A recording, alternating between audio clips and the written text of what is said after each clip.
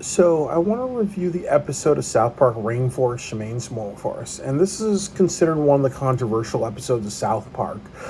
And what happens in this episode is that Jennifer Aniston plays this teacher who in charge of a group called Getting Gay with Kids, and they appear in South Park, and they're trying to recruit kids and people to go down to Costa Rica to advocate for the rainforest through song and choir. And the South Park kids, Cartman, Kyle, Stan, and Ketty, are rude and disrespectful. So Mr. Mackey signs them up to go down to to Costa Rica, and then they end up getting lost in the forest. So there's a lot of things to say about this episode. That there's two. First of all, I'm going to start with Jennifer Aniston. That she does a great job with Trey Parker, because Trey Parker plays Cartman and Jennifer Aniston plays a teacher. So they kind of just know how to play off each other, and how she can be annoyed by Cartman and his disobedience and his disrespect and his stereotypes. And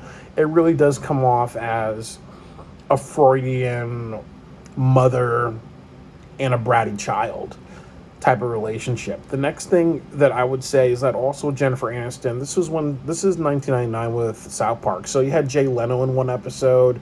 You had, I think George Clooney was in another episode, and then you had the South Park movie with Mike Judge in it, who did the voice of Kenny. So and then you had Isaac Hayes, because what Comedy Central was trying to tell Trey Parker and Matt Stone at that time is that, one way to make a series popular is to have guest stars. And that was kind of that was kind of like, what's the word, paradoxical, because when Trey Parker and Matt Stone do voices of celebrities and impersonations, it adds to their humor, it adds to their style.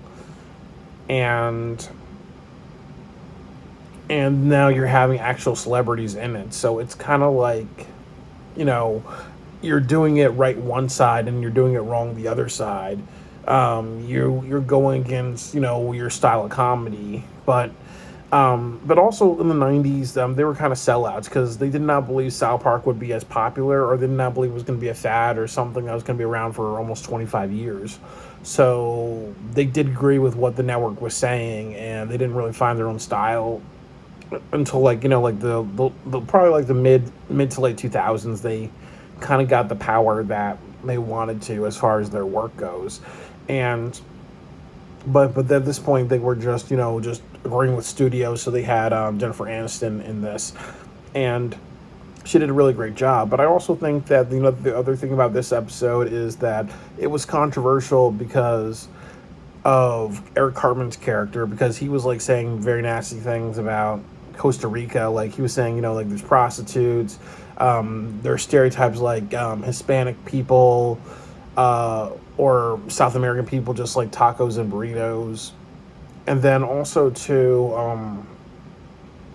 that and also too, he makes fun of like Spanish, of like the Spanish language, by just like assuming like taco and burrito are just a very common thing to say. So it's kind of like funny when we watch it, because those are true stereotypes. And we also like Cartman for being a smart ass character. But just like with the Simpsons episode, the Brazil episode, it was very, very controversial. And also, like, the Simpsons, they had to apologize because Brazil tried to sue them. And then you saw what happened with Banned in China with South Park, that they got banned in China. But the problem is that when you do that, when you have these controversial statements that offend a country, a lot of studios don't like that, because, look at how much money the Chinese market could have made South Park, but now it's banned in China. Look how much money it could have made, South Park made in makes in other countries. And if they get themselves banned from other countries just for freedom of speech, they're going to lose money. And that's kind of the argument of how in the U.S. you have free speech, but in other countries you don't have free speech. And then if you're a piece of media from another country, sometimes they'll censor your episodes, or sometimes they'll all out ban you, just to send a message to everybody that this is not going to be tolerated. So that was the main controversy. But also too, that I think like a lot of countries in South America don't like those stereotypes, that it's run by the drug cartel, that it's poor, and then there's prostitutes and other things like that, for two reasons. It's a sense of shame. Also, those countries are very Christian, so you're trying to make them look like they're ungodly because of prostitution. And then also too that there are some very beautiful places in Brazil and Costa Rica that people go to vacation to. So you're just telling everybody that's bad, and therefore it can hurt their businesses and whatever. So that's why it was controversial. And I also think that the other message of this is that, when you look at places like the rainforest, people talk greatly about it, but when if you actually been there, it's totally different. Like, I just took a trip to Alaska, and it's not a cold, scary, violent tundra. There's actually some areas that are very nice. So we talk about the rainforest being beautiful, but there are giant insects going around. There may be some tribes that attack people, and there's definitely ways people can get themselves hurt or killed. So definitely, while the rainforest is worth protecting, I think the general consensus is just leave it alone, let it exist. Don't bring people down there to try to tour it or whatever. You just let it be. And then the other thing I think is a very telling part is just what activism is. That sometimes, I think what Trey Parker and Matt Stone's thesis is that sometimes with activists, it's usually rich people donating to causes or people saying, I'm part of Save the Rainforest or other causes like that. And they're usually not that great of people, or they're insecure people. And they think that they're such a big deal because they're doing all these things. And then in truth, they don't know like what the rainforest is actually like, or if it's worth saving or not. So sometimes it's a way for people to feel better by donating or saying they're part of causes that they really do research about. Like, look, Black Lives Matter is a great thing. Like how some people say that while African Americans should be treated equally by police, and when you see someone like George Floyd, like somebody who committed a bunch of crimes, the way he had a knee over his neck, that was not okay in any regards. It doesn't matter if he was a murderer or a rapist or whatever. At that point, when he was subdued, that should have not happened. And when he was saying I couldn't breathe, he should have just been handcuffed and whatever, he should have been handcuffed and submitted in a way that was healthy for his body, but still putting him in a situation where he could not escape or harm anybody else without hurting himself. But when you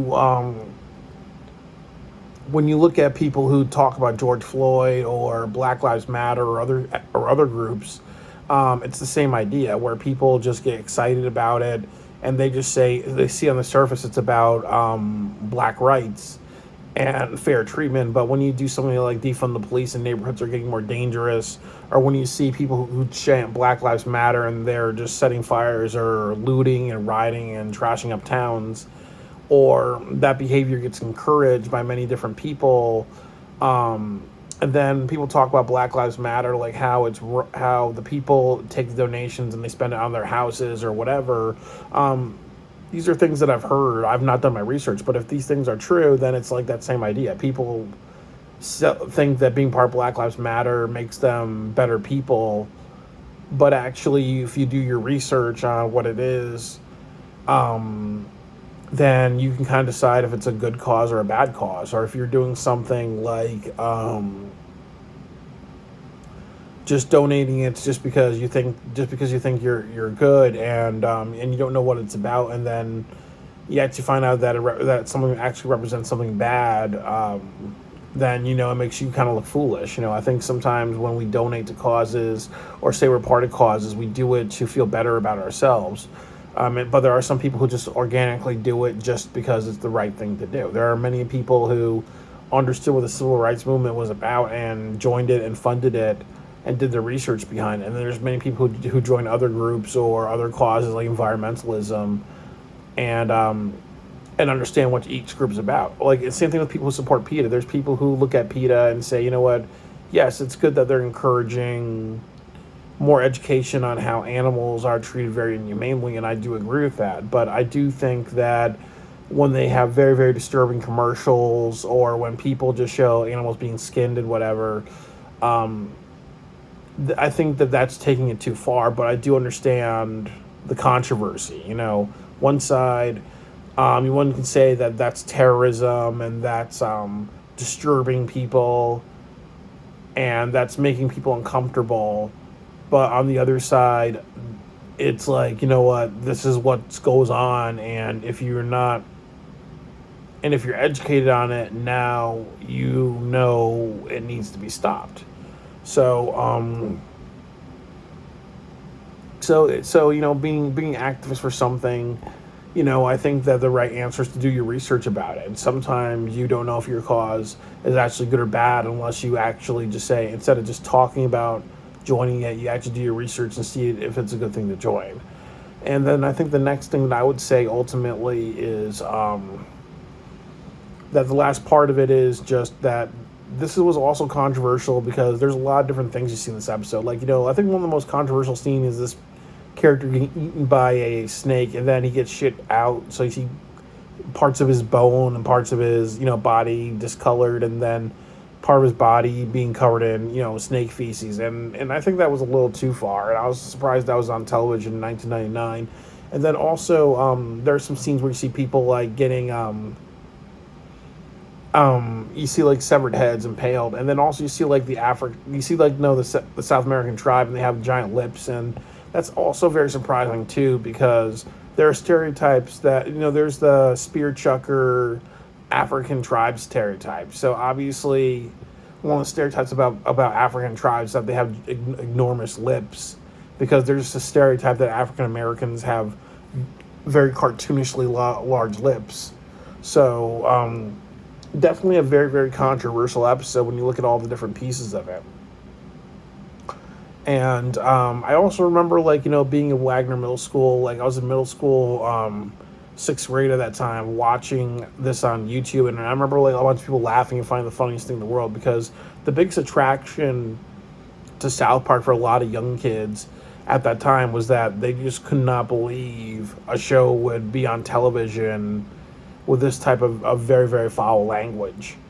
And that was kind of the draw for kids. Like they were just shocked. It was just I'm shocked that they can curse like that. And back then in the 90s, it would, you can watch The Simpsons. The Simpsons had some bad language, but not to the level of South Park. But South Park was really the show that really started things like the Chappelle Show. Like the Chappelle Show, I hate even saying this, it's almost like a Richard Pryor version of South Park, or a Saturday Night Live version of South Park. You look at anything on Adult Swim, it's all inspired by South Park and their violence and their gore and the crudeness. And then also you look at Family Guy, which technically is a hybrid of The Simpsons and South Park. It's really a Fox network version of South Park. It's a Fox network version of South Park.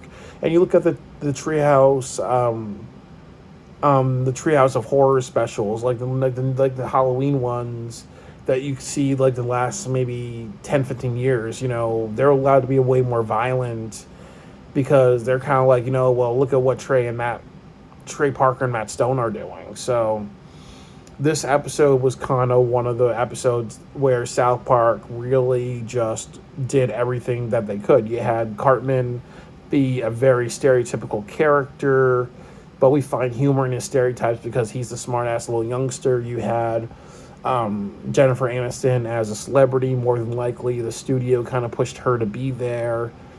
And it's kind of paradoxical, because on one side, that's not the style of South Park. It's a style to make fun of celebrities and how they sound and their personalities, not actually have them. And then statements about environmentalism and statements about how people join causes to feel good about themselves, when actually they don't do their research, or they just say, you know what, I'm part of this and that, so that means, I'm awesome, when they could do a little bit more research. Or people have wealth, they just donate to causes that they don't really understand. So, Rainforest, Shmainforest, Yes, it's definitely rightfully so. Probably the top 10 or top 20 lists of controversial South Park episodes, and I'm happy to review it.